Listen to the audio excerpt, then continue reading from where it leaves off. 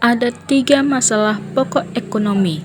Nah, dalam setiap sistem ekonomi, terdapat tiga pertanyaan utama yang harus dijawab. Yang pertama, apa yang harus diproduksi atau what? Yaitu dengan menentukan jenis barang dan jasa yang dibutuhkan masyarakat, serta jumlah produksinya. Yang kedua yaitu bagaimana cara memproduksi atau how, dengan mengelola sumber daya ekonomi secara efisien termasuk tenaga kerja, modal, dan teknologi. Dan yang ketiga yaitu untuk siapa barang diproduksi atau for whom, yaitu dengan menentukan siapa yang akan menerima barang dan jasa serta bagaimana distribusinya dilakukan. Masalah dalam ekonomi makro. Ekonomi makro menghadapi dua tantangan utama. Yang pertama, masalah stabilisasi atau masalah-masalah yang terjadi dalam jangka pendek seperti inflasi, yaitu kenaikan harga yang mengurangi daya beli masyarakat. Yang kedua, pengangguran, kurangnya kesempatan kerja bagi angkatan kerja. Dan yang ketiga yaitu neraca pembayaran, ketidakseimbangan dalam transaksi ekonomi dengan luar negeri. Masalah yang kedua yaitu masalah pertumbuhan, masalah-masalah yang terjadi dalam jangka panjang, seperti pertumbuhan penduduk, memengaruhi permintaan tenaga kerja dan sumber daya. Yang kedua, kapasitas produksi, kemampuan suatu negara dalam menghasilkan barang dan jasa.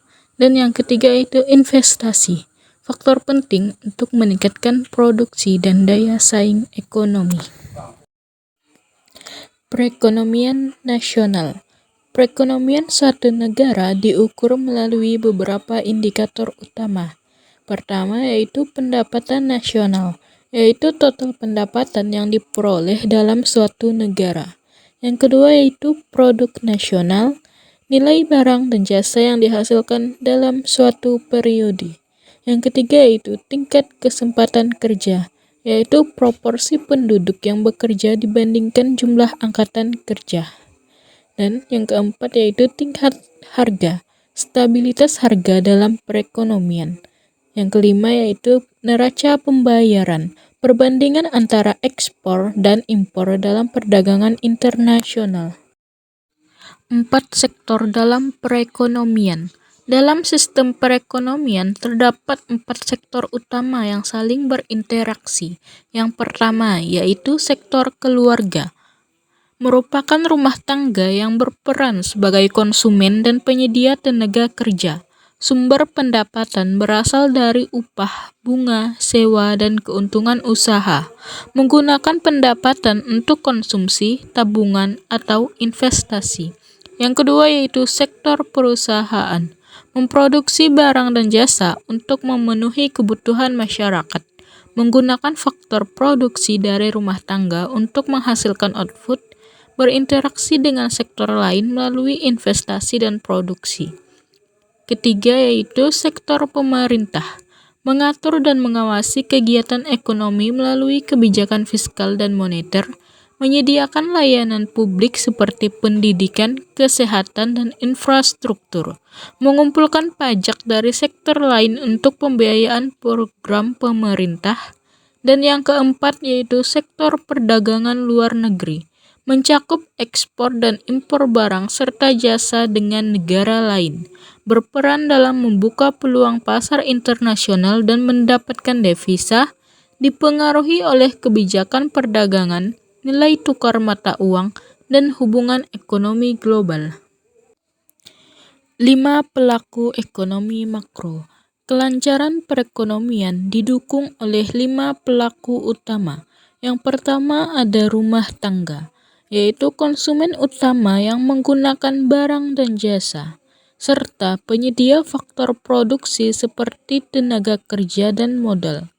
Yang kedua yaitu produsen, yang menghasilkan barang dan jasa untuk memenuhi kebutuhan pasar, serta memperkerjakan tenaga kerja dan menggunakan modal untuk produksi.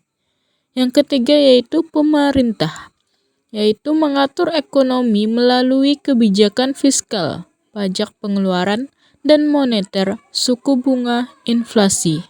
serta menyediakan layanan publik dan menciptakan stabilitas ekonomi. Yang keempat yaitu lembaga-lembaga keuangan, mencakup bank dan institusi keuangan lainnya, berperan dalam menyalurkan dana dari penabung ke investor, serta mempengaruhi peredaran uang dan tingkat suku bunga. Dan yang kelima yaitu negara lain, berperan dalam perdagangan internasional dan aliran modal, mempengaruhi keseimbangan neraca perdagangan dan nilai tukar mata uang. 4 jenis pasar dalam ekonomi. Yang pertama yaitu pasar barang. Pasar barang merupakan tempat bertemunya penjual dan pembeli untuk memperdagangkan barang konsumsi maupun barang produksi. Contohnya seperti pasar tradisional, supermarket, dan pasar grosir. Yang kedua yaitu pasar uang.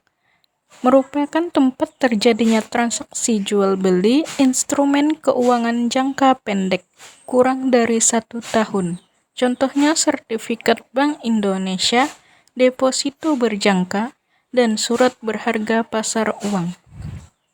Yang ketiga yaitu pasar tenaga kerja.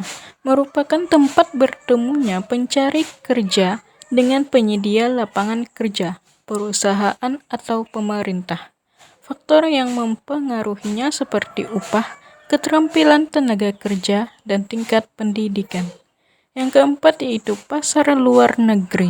Merupakan tempat terjadinya transaksi ekonomi antara suatu negara dengan negara lain, meliputi ekspor dan impor barang serta jasa, berperan dalam perdagangan internasional, dan mempengaruhi stabilitas ekonomi suatu negara. Pasar luar negeri. Ada beberapa konsep penting dalam pasar luar negeri. Yang pertama ada neraca perdagangan. Neraca perdagangan adalah selisih antara nilai ekspor dan impor suatu negara dalam periode tertentu dengan rumus ekspor dikurang impor. Contohnya, Indonesia mengekspor minyak sawit senilai 100 triliun dan mengimpor mesin senilai 80 triliun. Maka neraca perdagangannya adalah 100 triliun dikurangi dengan 80 triliun sama dengan 20 triliun. Yang kedua yaitu dasar penukaran luar negeri. Dasar penukaran luar negeri menggambarkan daya tukar barang ekspor suatu negara terhadap barang impornya. Dengan rumus harga rata-rata ekspor dibagi dengan harga rata-rata impor. Dan yang ketiga adalah cadangan devisa. Cadangan devisa adalah aset dalam bentuk mata uang asing yang disimpan oleh bank sentral untuk mendukung stabilitas ekonomi dan nilai tukar rupiah. Pendapatan nasional. Pendapatan nasional adalah jumlah pendapatan yang diterima oleh seluruh rumah tangga dalam suatu negara dari penyerahan faktor-faktor produksi dalam satu periode, biasanya 1 tahun. Nah, pendapatan nasional menjadi indikator penting untuk mengukur pertumbuhan ekonomi, kesejahteraan masyarakat, serta arah dan struktur perekonomian suatu negara. Pendapatan nasional dapat dihitung dengan 3 pendekatan utama. Yang pertama ada pendekatan produksi. Pendekatan ini menghitung pendapatan nasional berdasarkan jumlah nilai tambah yang dihasilkan oleh semua sektor ekonomi dalam suatu negara selama satu periode. Contoh sektor yang dihitung seperti pertanian, perikanan, kehutanan, industri manufaktur, pertambangan, jasa, dan perdagangan. Yang kedua yaitu pendekatan pendapatan. Pendekatan ini menghitung pendapatan nasional berdasarkan jumlah pendapatan yang diterima oleh faktor-faktor produksi seperti tenaga kerja, modal, tanah, dan kewirausahaan. Pendekatan ini menunjukkan bagaimana pendapatan nasional dibagikan kepada individu dan perusahaan yang berkontribusi dalam proses produksi. Dan yang ketiga yaitu pendekatan pengeluaran. Pendekatan ini menghitung pendapatan nasional berdasarkan jumlah seluruh pengeluaran yang dilakukan oleh rumah tangga, pemerintah, dan sektor bisnis dalam membeli barang dan jasa. Pendekatan ini melihat bagaimana pendapatan nasional digunakan untuk konsumsi, investasi, serta perdagangan luar negeri. Indikator ekonomi turunan PDB. Yang pertama ada Produk Nasional Bruto atau PNB, di mana PNB menghitung total produksi warga negara baik yang tinggal di dalam negeri maupun di luar negeri. Dengan rumusnya, PDB ditambah pendapatan neto dari luar negeri. Yang kedua ada Produk Nasional Neto atau PNN atas dasar harga pasar, yang dimana menunjukkan nilai produksi setelah memperhitungkan keausan aset produksi seperti mesin dan bangunan. Dengan rumus PDB dikurangi penyusutan barang modal tetap. Yang ketiga ada Produk Nasional Neto PNN atas dasar biaya faktor produksi, di mana menghitung pendapatan bersih yang diterima oleh tenaga kerja dan pemilik modal setelah dikurangi pajak tidak langsung seperti PPN. Dengan rumusnya, PPN atas harga pasar dikurangi pajak tidak langsung neto. Dan yang keempat yaitu indikator per kapita, di mana mengukur rata-rata pendapatan atau produksi per individu dalam suatu negara. Dan rumusnya, setiap indikator di atas dibagi dengan jumlah penduduk pertengahan tahun. Manfaat perhitungan pendapatan nasional. Yang pertama yaitu mengetahui struktur ekonomi dengan cara mengidentifikasi sektor ekonomi yang dominan dan yang perlu dikembangkan. Yang kedua yaitu mengetahui perkembangan ekonomi dengan memantau pertumbuhan ekonomi dan menentukan tren apakah naik, stagnan, atau turun. Yang ketiga yaitu membandingkan perekonomian dengan menilai kesejahteraan dan perkembangan ekonomi antar wilayah atau negara. Dan yang keempat yaitu dasar pengambilan kebijakan, membantu pemerintah dalam merancang kebijakan fiskal, moneter, dan pembangunan ekonomi. Tujuan kebijakan ekonomi makro.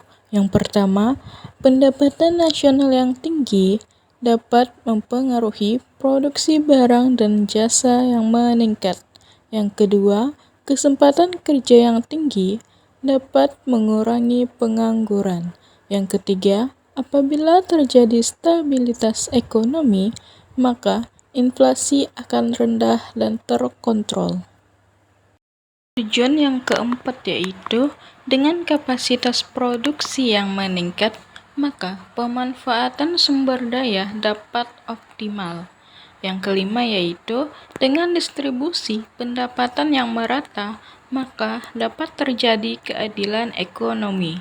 Dan yang keenam, neraca pembayaran yang seimbang dapat mengakibatkan stabilitas perdagangan internasional.